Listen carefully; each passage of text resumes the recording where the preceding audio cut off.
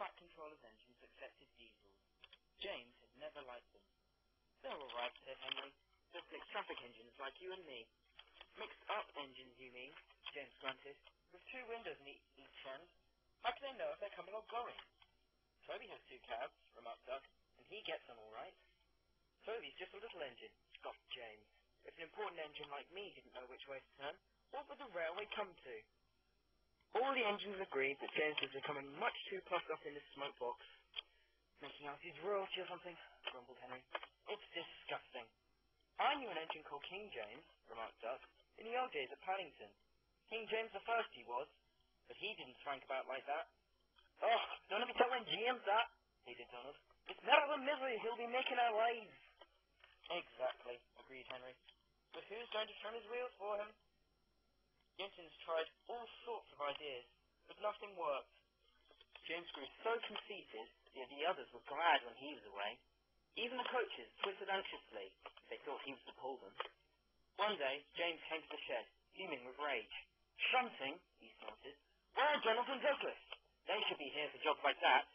The twins were helping on Edward's branch line, so James had to do the work himself. James's train had long trucks called well wagons. These had bogey wheels at each end, with a low section between them. They used to carry cars, tractors, and other heavy machinery. The shunting should have been easy, but James was cross and bumped the trucks. "Oh, oh, oh, oh, oh, oh, oh, oh, oh!" they cried. Some of them set their brakes on to spite James. The weather was damp and misty too, so the shunting took a long time. At last, James had only 2 trucks to fetch before his train was ready.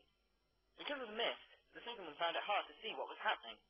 James's tribe had told him that James would whistle to say when they had collected the trucks and were clear of the points. They were almost finished when suddenly James heard a sharp "toot toot" from another engine close by.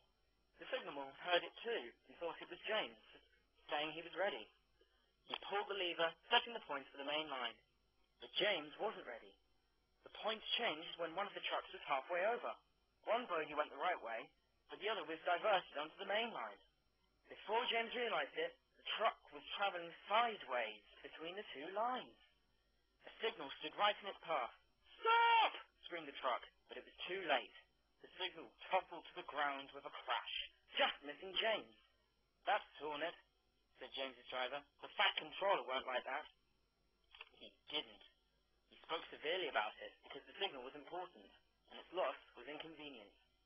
James knew the accident wasn't his fault, but he was unusually quiet in the shed that evening. The others were relieved. "I suppose it's difficult to know which way to go if you've got 2 cabs," whispered a voice. "But to go 2 ways in one cab, that really is something." James pretended he hadn't heard.